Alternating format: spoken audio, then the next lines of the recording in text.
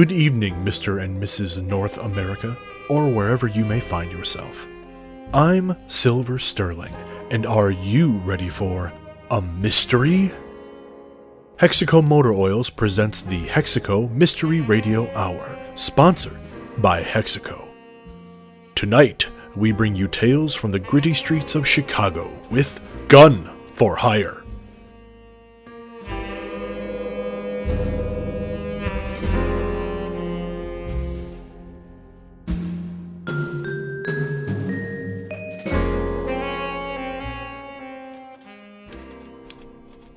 I'm E.I. Wick, and welcome back. Tonight, we're going to talk about some F-words. No, not the kind that would cause your mother to replace your cornflakes with soap flakes. Tonight, Irving Holt deals with his film, Grace Gunn her family, and for Bam Bam, it's his fight. That doesn't make things any less foul. But when your foes front, you gotta face those fears. Alright, I'm finally finished.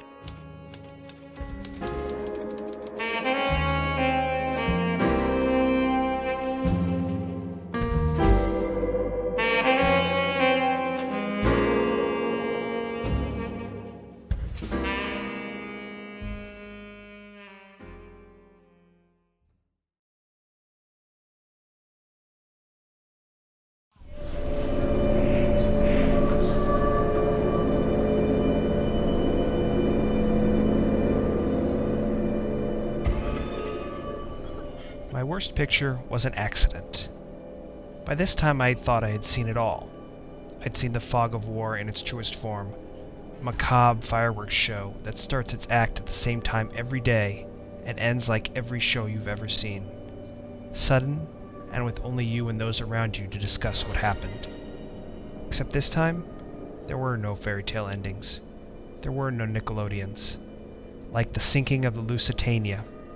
Except I was the one sinking into the muck and mire of the bloody mud. You wouldn't think it could get worse. But it did. Much worse. And my photo was one of the few that heralded it. An early morning movement in the fog just happened to catch my interest. A swirl of the mists stirring the soup of the battlefield in a way no one had ever seen before. I just wanted a photo of what the no man's land looked like when all was quiet. Instead, it came as subtle as the rumbling of a volcano. Mud and bodies churning up and flung through the mists as if they were fleeing from the atrocity. People have called war a grinder. I now know why. This was the grinder. A monstrosity of steel, ignorant of what was thrown at it. The clangs of the shots a warning call for everyone to flee. The worst part? It ignored us. It didn't need to pay attention at all. As if we were barely an ant to its shoe. And that's how it treated us. The screams. The fear was a wet stink that clung to our backs, trying to drag us into this grinder. We were lucky. The war was young, and the abomination younger. The mistake of leaving the shells exposed to dry out overnight meant that they were right in the beast's rampaging line. An eruption. That's when I took my picture. The side blown out. The occupants caught in the fire of its own ammunition erupting. The entire machine consuming itself the way it had intended to us. This was the worst picture I had taken. It was never released. The rise of the so-called armored vehicles began. And my long nightmare was caught on film.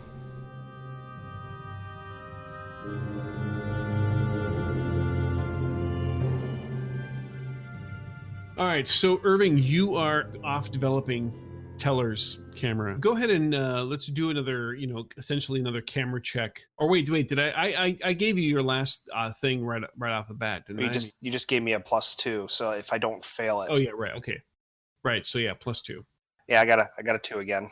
All right, so you get a 4. Okay, so you're going through and you're developing Teller's camera. You're waiting so the paper is floating in the liquid and the chemicals, and you decide to go back. And this is several minutes into it. You decide to go back and take a look at that second photo again, just to kind of see what's if you can make out any more details. Plus, you got time to kill, and take another drink. What are we drinking? Are we drinking Are we drinking just water since it's not legal? Well, I'm drinking water because I don't have the money to spend on getting anything better right now. All right, that's fair. And so you take another drink of the water. You go and you look at the photo. You bring it up, and suddenly there's a detail there that you didn't see before, and is a pair of glowing eyes right at the head of whatever this is, and they're looking right at you. And make me a fear check. And this will also be at a -2. Okay, so fear check is spirit check? Correct. Well, I may spill some water, which would not be smart. Yeah, so that's a 2. Okay, you're not going to re-roll it? All right. Nah. Suddenly you're just hit with this panic as you realize that these eyes are looking at you. And it's not that they're necessarily like looking at your camera, they're looking at you. And your brain tells you that they were not there before when you first looked at this photo, and you are just gripped with fear. You stumble back and fall to the floor. You drop your glass, it breaks. Glass and water go all over the floor as you stumble back.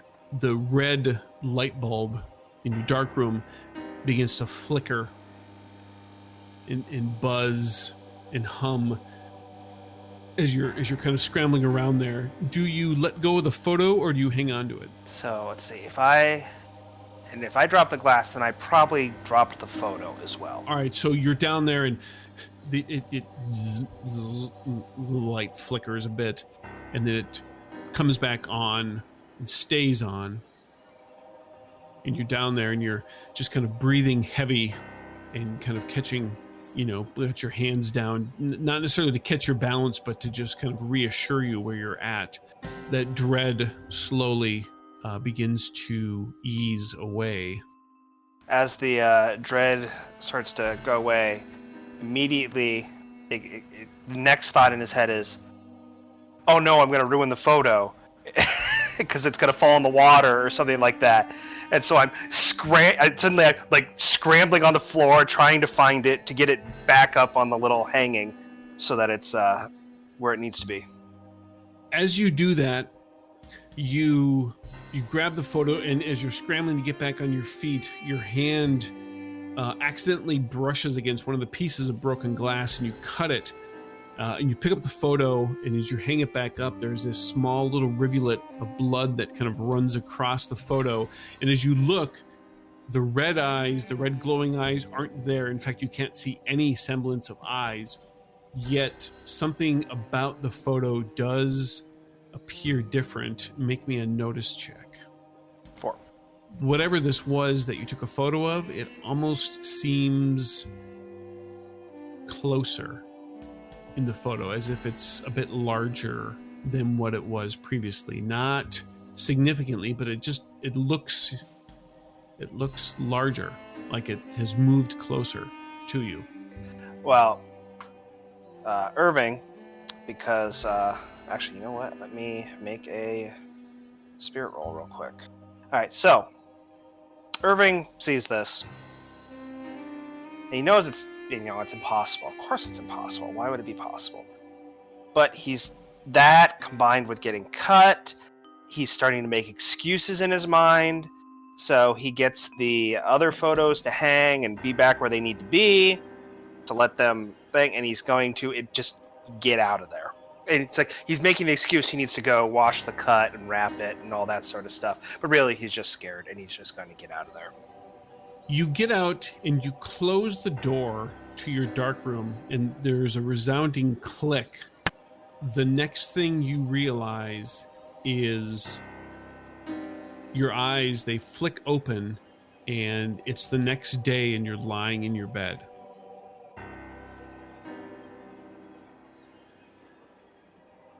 You're just kind of laying there wondering what the hell just happened. You know that, or at least you feel that you know that everything that you just did was real, but yet you remember shutting the door, but you don't remember anything that happened after that. Let me just roll a d6 and go high-low on the first dice. High, there's alcohol. Low, there's not. No, there's no alcohol there. Well, now now Irving's a little confused and going to just chalk it up as, I guess he was really tired and he just sort of stumbled into bed. I mean, he did chase down that creature through the city and wander the streets for a long time yesterday. Very true. It was exciting, and he just hung that stuff up, and he's just like, he just crashed. That's got to be it. There's no other reason, none whatsoever. No. What time is it? Is it like dawn? Or? It's probably late morning. Okay. Maybe like 9:30, something like that. Yeah, I think Irving's just gonna start getting ready for the day and maybe go see what those other photos came up with.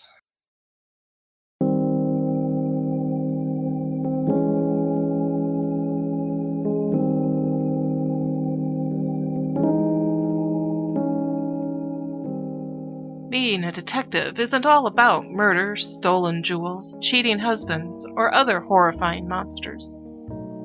Some days, it gets truly unpleasant. Someday, the fate of the world is going to depend on whether or not I can bring myself to call my sister. Well, we get on well enough, but glitz and glamour mixed with being a private Jane about as well as oil and water. Elizabeth, my sister, is the princess of the caviar crowd. I tend to inhabit the darker side of the street, where the shadows are long, deep, and hide the messes that don't want to be seen. Life isn't a pretty package, tied up in pink ribbons. Life is messy, just like sisters. Sometimes the best we can do is remind each other that we are related for better or worse, and try to keep the maiming and the killing to a minimum.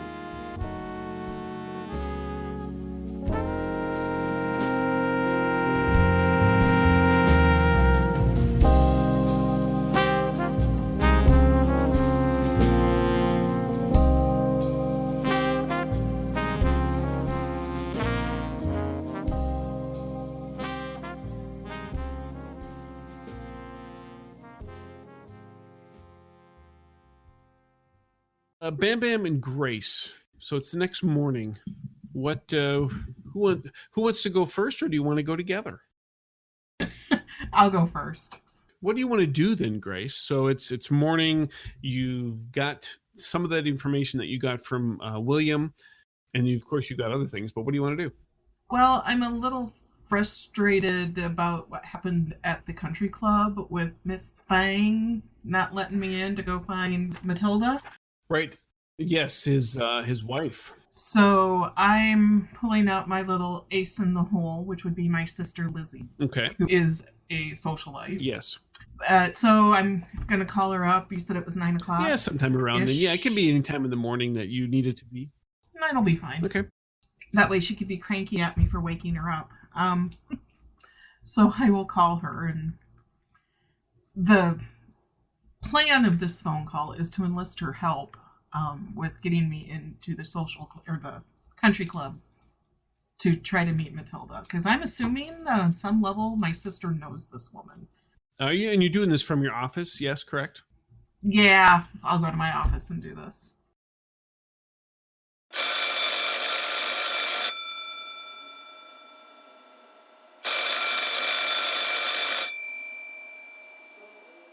Lizzie gets on the phone. Grace, it's so nice. Hey, Lizzie. It's so nice to hear from you. You need to call. Yeah, quit lying to me. You know it's not good to hear from you. No, Grace, is that the best way to really start off this call? Please. Oh, come on. You know I need something. I only call you when I need something. You know that. Of course I know that. Yes, I mean that's. Oh, I am messing with you, sister. It's okay. At the very least, we can exchange some pleasantries. How's Philip? Oh, he's doing well. You know, he's very busy. Apparently, from what he says, it's some sort of. He's very, very close to getting some sort of government contract thing. I don't know, but either way, what he says, it will result in a lot of business, and thankfully, at least according to Philip, well, I won't use the words that he used, but he said he'll be able to finally be able to hire some people and give people jobs. That's, I guess, the nicest way to say it. There's a bad way of saying that? Well, I know, I just don't want to use Philip's words. It was something about deadbeats and unions and something. I'm not really sure. I only listen to some of what he says. When he gets into that kind of talk, I don't even bother. Oh yeah, I know what you mean. Have you talked to Mom and Dad lately? I haven't. Have you? No, that's why I was asking you. No, We know we don't talk all that often. I know. I'm assuming that they're doing okay. I mean, if there was no news is good news, I believe is what the saying goes. Yes. Yeah, I suppose. Is that enough pleasantry for you? Well, no. Tell me when we're gonna do lunch. Call me at my office Monday. I don't have my calendar in front of me. Your office. You're still doing that detective thing. That detective thing is my job, sis.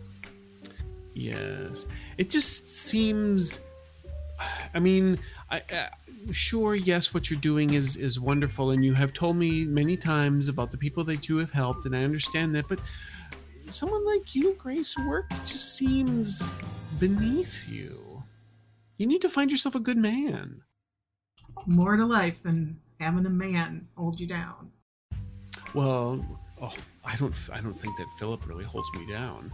Well, I guess there's sometimes when he holds me down, but that's a different story. Don't need to hear it, sis. Well, okay, I suppose I won't tell you then. What is it that I can do for you? Tell me how I can help my sister. Anyway, I do need a favor. Yes, of course. Do you happen to know a Matilda Heltzberg? Heltzberg. I do know Matilda Heltzberg. I believe her husband is a jeweler. Yes, he is. Have you heard of any whereabouts on her husband lately? That's a very good question. I'm trying to remember the last time I actually saw him. I think that they're one of those. They're very much like Philip and I, where he certainly runs in his circles and she runs in her circles. And let me see. I'm not sure. I do know that she does certainly spend plenty of time at the Three Spires Club, but I don't recall ever seeing her there with her husband. But he is a jeweler, so he may be very busy running his business, I guess. I need to meet Matilda. Do you think you'd be able to arrange that some night soon at the club? Oh, is this, are you looking for some jewelry? We should go shopping together. Let's put that on the back burner for now. But no, I just need to talk to her about some things. And I was at the club last night, and little Miss Hoity-Toity at the front desk wouldn't let me in. So I'm gonna need your help. Oh yes, she's very good at that. Yes, not that you're in this category, sister, but she is very good at keeping the riffraff out. So yes, I can understand why she would apply her. Well, I didn't get a riffraff feeling, but I think she feels like you do, that I should have a man. But anyway. Well. But I'm gonna need your help to look presentable and all that for the country club scene. You know how much I love that. Yes. All right. Well, okay, look. Well, let me go and see what I can do about setting up the meeting first. And then and you're going to be at your office thing, yes? Yes, I will be at my office thing. All right. I know I've got the address around here somewhere, but if not, I think Wallace has it. I know he keeps those things. He can drive me there. At any rate, yes. So I will come and I will stop by. How does that sound? Perfect. Let me know when that'll be. I will do my best. And if you're not there when I get there, if you're off doing something or finding some lost vagrant or shooting somebody or whatever it is that you do, I am so glad you think so highly of me, sis. I'll leave a note. Anyway, well, we'll talk. Okay. Sounds good. Thanks, Liz. Of course. Nice to always talk to you, Grace.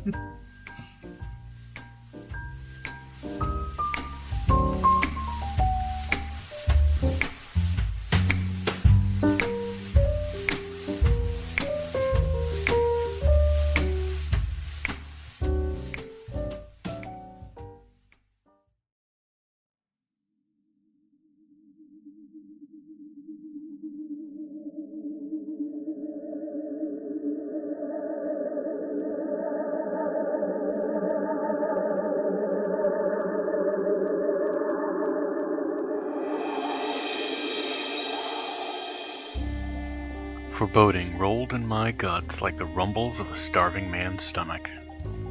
I was crazy for taking the fight from Beetle. But I was hungry. No, beyond hungry. I was famished. I needed something in my life to be a victory, to prove I was on the up and up. So I lied. All professional boxers are liars, con men. Most think it's all about the muscle. Hitting harder, moving faster. But the better the liar, the better the boxer. Saying I win a fight by hitting the other person harder and more often is simply a lie. I might as well tell you to avoid drowning by moving your arms and legs. The truth is that if you know what is in a boxer's heart, what drives him, he's easier to understand, easier to know. Once you understand him, you can expose him. Expose every person they've never stood up to and every person they never stood up for. So boxers are liars. They lie because a single knowing blow has a way of shattering your soul in a way nothing else ever can.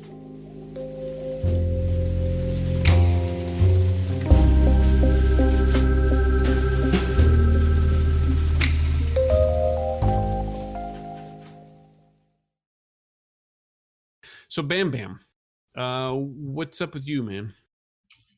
Tabby had a good night's sleep, which is a little bit of a rarity. Yeah. And he woke up feeling good, and with Beetle's words echoing in his mind about a match, he finds himself down at the gym, working the bag, doing some exercises to get back into form, so to speak. How about an athletics roll? Sure you want an athletics and not a fighting? Well, let's do, since you're just kind of training, it's more of a test to see how some of your conditioning and stuff is here. There you go. All right. So not bad. Beetle is, he's coaching you and helping you out a little bit. And I'm gonna play the regret card. Okay. Because as Tommy's working the bag and kind of tuning Beetle out in the background as he's giving boxing advice, Tommy's having some regrets about getting back into the ring, falling back into the same old circles, working at the club, and all his troubles from before kind of echoing in his mind as he is doing this workout. You stop at one point, and Beetle, he looks at you, puts his hands on your shoulders, and kind of looks you in the eye, and you're breathing a little bit, little sweat's running down your face. And he says, you're looking good. He says, but I'm picking up something's not right here. What's going on? You got something on your mind. It's like you're losing focus. I got a lot on my mind, Beetle. Yeah, I know, but you need to have this on your mind. You got to get whatever the rest of that stuff is. You got to get rid of that. You got to focus on this.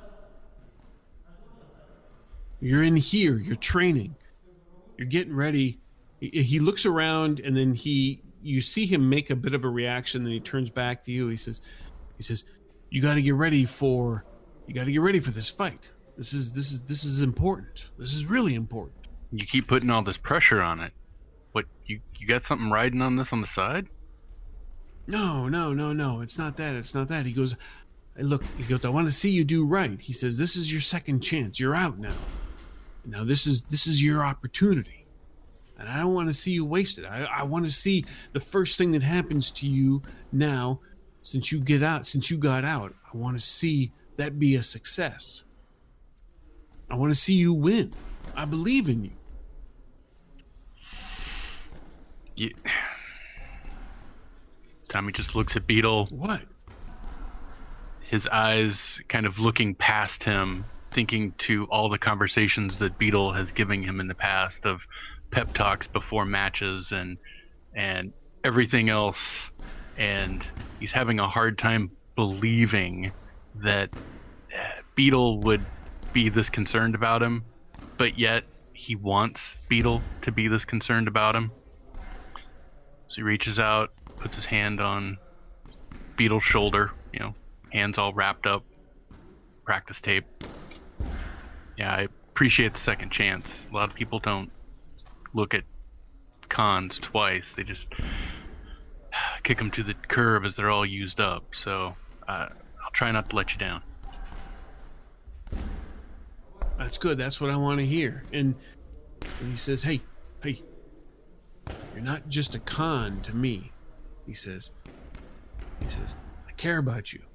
I care about you. And he pokes you in the chest a little bit. This is more than just something about me trying to get a win on my side. This is about you taking that steps in those right direction. Yeah. Keep picking, Beetle. Hold the bag. Yeah. All right. Well, as you get back into it, make me a notice roll. All right. You're working the bag and then he gets the mitts and you're doing that and you're going through some drills.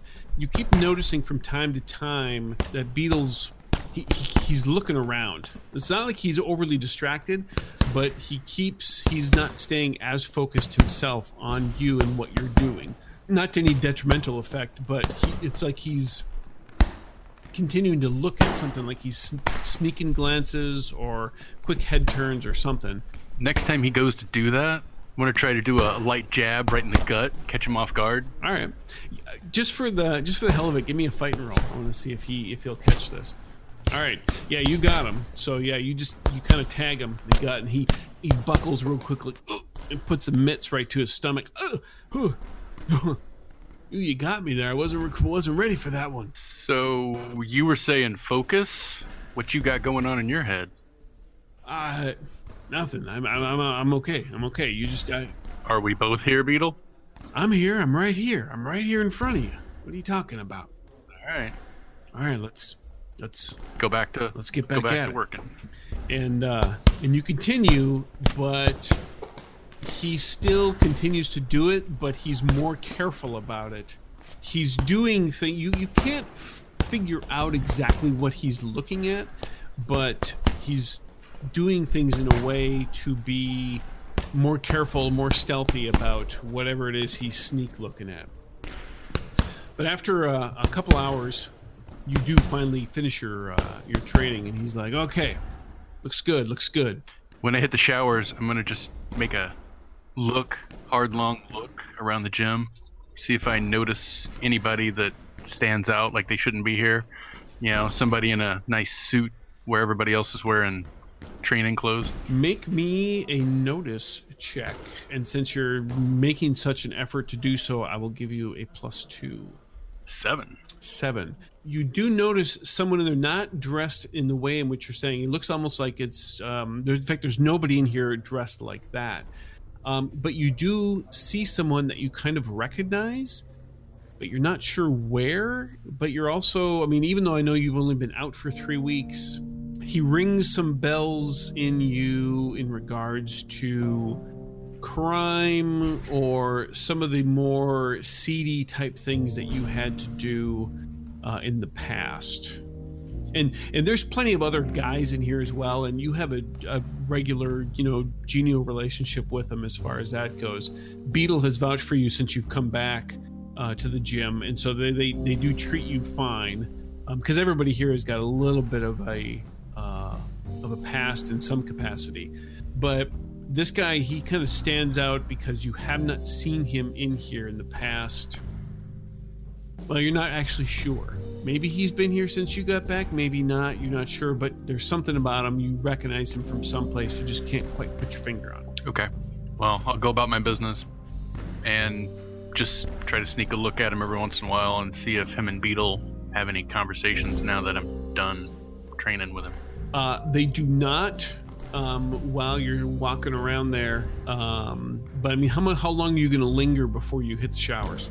Oh, just 5 or 10 minutes while I'm taking tape off and getting the gloves off, things like that. He absolutely does not. He doesn't even go even near that guy, as a matter of fact. And he's there with a few other people are kind of around him, and they're helping him. He's also doing some training. But then, you make your way into the shower. You're in there for about 5 minutes or so, and then you can hear what sounds like a trio of people come into the locker room, and they're kind of talking loudly, and they're basically saying things like they're just talking about either exploits or shenanigans that they may have got into. You definitely hear one of them say, "All right, Curly, so are we getting together tonight or what? Come on." He goes, "We all got worked out. I'm feeling pretty good. Come on, Curly. I think that we should probably go and hit the clubs. I heard that Delirium. I heard that Delirium was serving it up. They're not waiting. Early Christmas, Curly. Early Christmas. They're serving up drinks. We just got to kind of keep that on the down low. We just get past the bouncer. We just got to play it cool, and everything will be all right. Hey guys, look. I can go, okay, but I got a fight coming up. I gotta stay focused. I can't go out and get into too much trouble here. This is my shot. Look, hey, don't worry about it, Jack. As soon as he says it, he says, "Don't worry about it, Jack." He's like, "Hey," the other guy who they were referencing as Curly. He's like, hey, I told you. Don't call me that. Don't call me that, you idiot. Look, call me Curly, it's fine. But if you're going to call me by any name, it's Vincent. All right? None of this Jack stuff. Knock it off. We don't need that right now. All right. Okay, so what's want to get together? Get together tonight? What are we talking, 8 o'clock? Yeah, 8 o'clock. All right. Cutting my shower short, interrupting their conversation while I get dressed. Give them all the glare. Start the intimidation for the match early. You're looking at him, and one of the guys, his hair is all messy and sweaty. He kind of looks at you, and is there a problem? No problem yet. You, what do you keep staring at me like that for? Yeah, what are you staring at him for? If you want to go get in the ring, we can get in the ring. I tell you one thing, buddy, he would clean that clock of yours 6 ways to Sunday. Yeah. Just relax. You keep staring. Yeah. Yeah. Actions speak louder than words. All right. Are you looking to take some action against me? Because I don't think you're going to want to do that, friend. You're the one doing all the talking. I'm just standing here. Yeah. You're standing there staring at us like some sort of slack-jawed idiot from the Confederacy. I don't quite understand what's going on. Once again, all talk, no action. Curly, I think he's trying to mess with your head. I think he wants to fight you too, Curly. You can fight you like that other guy. Look, I don't even know who this other guy is yet. I haven't been told. Okay? If Stare Boy here wants to fight, I guess you can get in line. You want to get in line? I'm already in line, Curly. Curly, he says he's already in line. What does that mean, Curly? What's that mean? Wait a minute. Okay, Stare. What's your name? Prue. Are you Tommy Prue? You can call me Bam Bam. Oh, hey. He takes a few steps towards you, and he puts his hand out. Bam Bam Prue. Okay. Hey. Curly braces. And he smiles, and he sticks his hands out to shake your hand, and you can see he's missing teeth, and he's got like this network of wires in his mouth kind of around what teeth he has left. And they're obviously it's some form of dental work somewhere. And he says, hey, it's a pleasure to meet you. I'm looking forward to our bout. This should be great. I've heard a lot of good things about you. I'll shake his hand. And while I'm shaking his hand, is it safe to get in the ring with those things? Oh yeah, no. I don't. I wear a guard. I don't bite or nothing like that. You ain't got to worry about that. It's all fairs fights on the backs up. It's all gonna be a fair fight on the up and up. Right? Yeah, huh? You might want to rein in your boys. Their mouths get a little wild. Yeah, let me tell you something. Bam Bam. If anybody here should have braces, he goes, it probably should be those two because that's all they like to do is talk. I'll give them a good stare again. Be like, that can be arranged. No. They're pretty harmless. I like your stare, by the way. I like that. That's going to be nice. That's going to be nice. You keep doing that. This will be good. We'll be able to make something of this. What do you say, huh? This should be fun.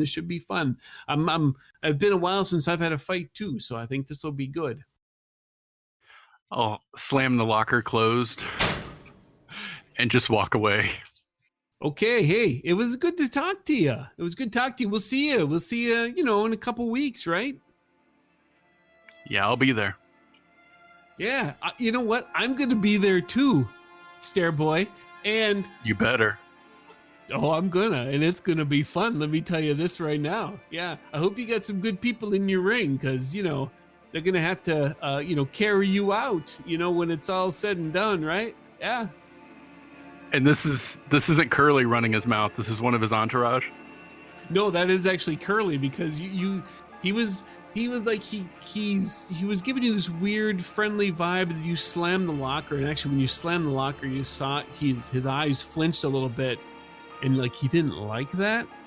And then especially when you started walking away, and so he was taking the attitude. But then his backup guys, when he says that about having people in your ring to carry you out, he's like, yeah, they're gonna have to carry you out. They'll have to drag your carcass off that mat. I'll stop, do a slow turn back to him. See you then, Jack. Turn back and start walking back out. Are you attempting to intimidate him on that? Yeah, I was attempting to intimidate on the other when I got that 7 too. Okay. Oh, is that what that was for? Oh, excellent. All right. Roll it again, and because you got the 7, I will give you a +1 to the roll. A 10. Damn. All right. So you say, what did you say? I'll see you then, Jack? See you then, Jack. And you turn and you walk out, and as you're leaving, you hear the one guy, he's like, oh, he called you Jack. Jack. And then you can hear Curly, he's like, shut up. And he sounds very unnerved.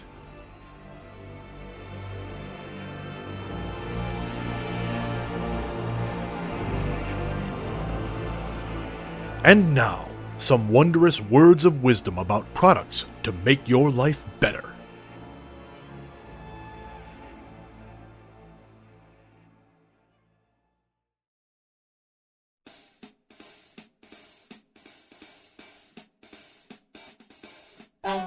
Prohibition will soon be at an end, and when that new year rolls around, you'll want to celebrate in style.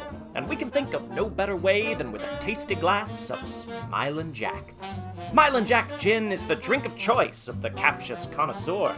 Made from the finest botanicals and aged just right, Smilin' Jack gin is the perfect companion to turn that savage day into a blissful night. And should you decide to put a little swing into your sunset, don't be distracted by other spirits that prey on the vulnerable. Choose the gin that separates you from the crowd. Choose the gin that turns you into the evening's wild card. Choose Smilin' Jack.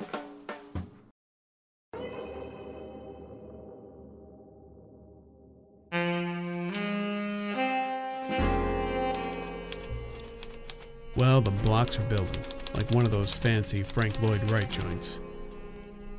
But as this crew gets closer and closer, it might all come down like a house of cards. Alright, that's enough for now. So shake a leg till next time. But just so we're clear, the part of Grace Gunn is played by Jill Rich. Irving Holt is played by Brad Smith. Miles Pike is played by Scott R. Nelson. Tommy Bam Bam Prue was played by Brent Rich. And the boss in charge of this clip joint is Chris Hussey. I'm E.I. Wick, and remember, taking a wood nickel is less trouble than a ghost rock dime.